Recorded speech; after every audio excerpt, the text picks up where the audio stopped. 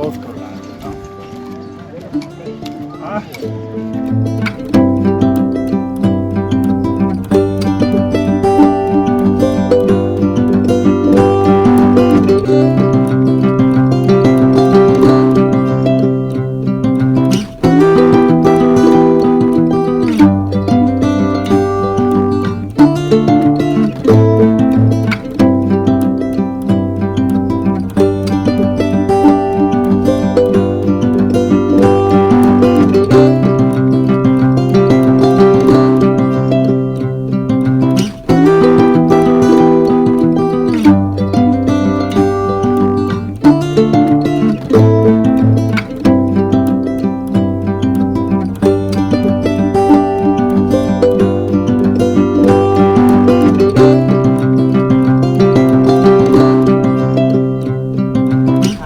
Together for this next hour or so. Now, my name is Jenna, and I will be your interpretive tour guide for our cruise this morning. But as I'm sure you've all noticed, I am not alone up here. Captaining the Daughter of the Peaks 2 today, please help me in introducing the one, the only, the wonderful, amazing, and very, very talented Captain Kenji. Let's give him a big round of applause.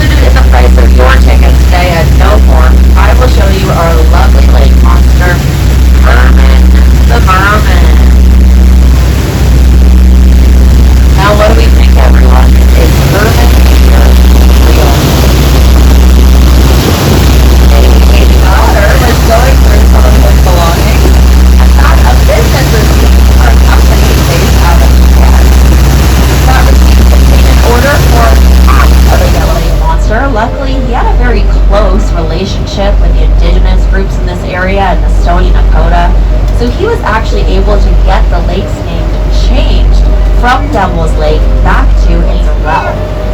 The stony Nakota would heat limestone rocks up in a fire, and then they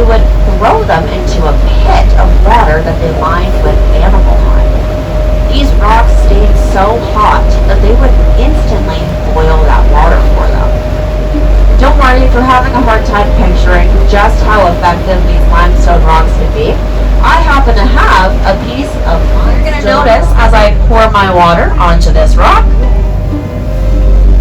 it instantly boils away. Friends at the front, you can see how the water has already disappeared from the surface of my rock there. I'll come to you with all this boiled water. The Stoney Nakoda were actually known for making a certain type of medicinal tea. If you look just ahead of us onto our southern shoreline, you're going to notice quite a few lodgepole pine trees. These are the provincial tree of Alberta. They're very abundant in this area. And back when the European settlers arrived here in North America, they spent many months on a ship, and they had brought a certain disease with them caused by a lack of vitamin C, known as the pirate's disease, or more commonly known as scurvy. They spread the scurvy to a lot of the indigenous groups in this area. You might have noticed throughout our boat, he found us a gorgeous spot to stop, and this means that we've reached our halfway point of the cruise. So I want to officially welcome all of you to the Banff backcountry. While we're here in the backcountry, we like to do something really special called a Minnewanka moment. It's going to be about 10 to 15 seconds of complete silence, just to take some time to listen to and appreciate the sounds of nature around us. So if we're all ready to give that moment a try, we'll go together in 3, 2, 1, and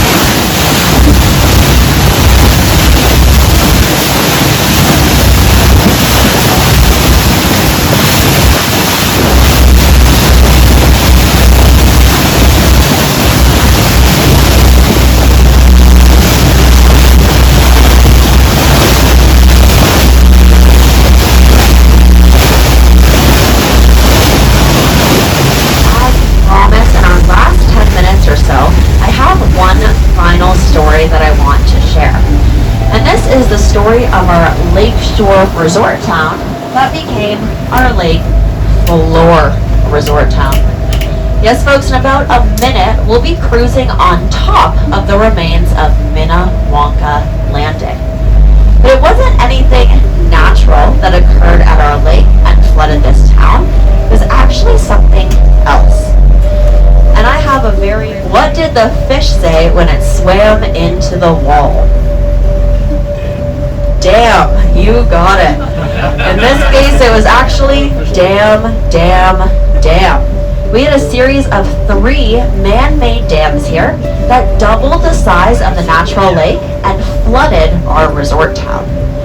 Now, the very first dam was actually built by the residents of Minnewanka Landing themselves.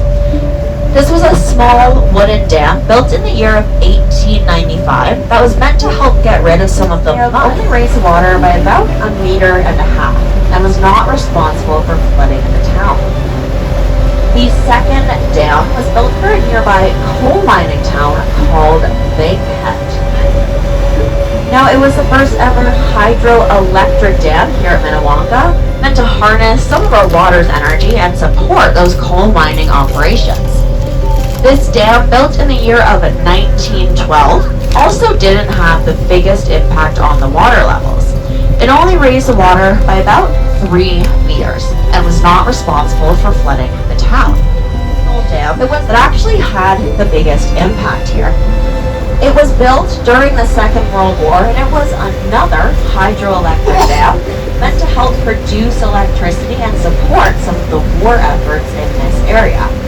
Unfortunately, construction wasn't completed until 1946, a year after the war was already over, so it never contributed to any of those efforts for our country, but it did raise the water here by 30 meters. It completely flooded the town of Minnewanka Landing, as well as this bay area that we sail in right now. That third and final dam is actually still an active hydroelectric dam here today, used to help power Banff, Canmore, and some of our ski hills in the winter time. If you look just ahead of us, you're going to notice some orange buoys there in the water. That is our scuba diving zone, as well as the location of the 1912 dam. And then just behind that big rock wall with the road on top of it, is our third dam, our 1946 dam that eventually flooded Minnewanka Landing. But when we have scuba divers going down to see the town, that tire settlement isn't actually there. Back at the dock. Do you think he's been doing that?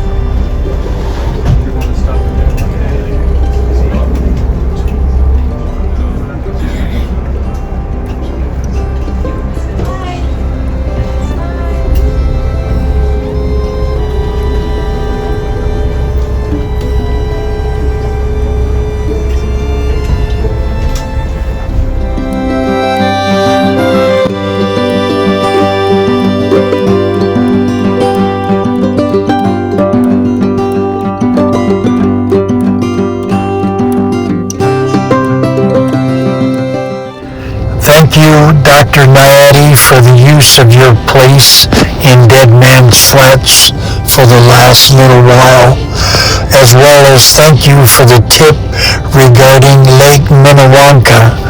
It was thoroughly enjoyed by both of us, and the information that was given and the scenery were just spectacular. So thoroughly enjoyed this part and would never have known it had you not mentioned it to us in an earlier conversation we had.